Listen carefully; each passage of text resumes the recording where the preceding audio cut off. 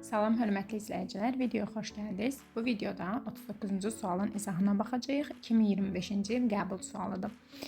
Deməli, normalda biz deyirik ki, R bərabərdir, U bölünsün I olsa da, müqavimət, gərginlik və cəryan şiddətindən asılı deyil.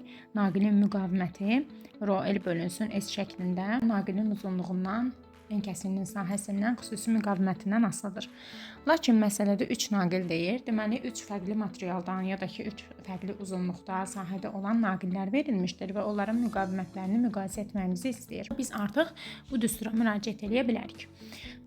Düsturdan gördüyümüz kimi, biz burada bir dənə düz bucaqlı üç bucaq düzəltsək, bura I, bura U desək, burada bir alfa desək və kotangens alfa bizə bitişik katetin qarşıdakı katete olan nisbətini verər. Bu isə bizə müqaviməti verir.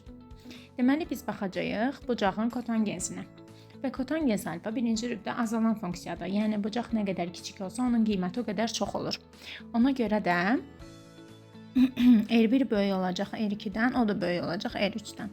Və ya deyə bilərsiniz ki, gərginliyə yaxın olanı böyük olacaq, cəryan şiddətinə yaxın olanı isə kiçik olacaq.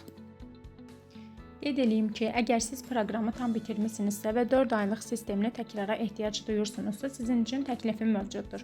Çox münasib qiymətə DİM-in qəbulları, sınaqlar, Güvən Kaspi OTK-nın sınaqları, digər kursların sınaqları, Landau vəsaiti, həmçinin Güvən və Kaspinin test vəsaitindən kifayət qədər maraqlı və çətin suallar işlənəcək. Hər dərs müəyyən mövzular təkrara veriləcək, növbəti dərsdə sual-cavab olunacaq. Qeyd edeyim ki, bu qrupda mövzu izahı olmayacaq, sadəcə test izahı olacaq və təkrar olunacaq.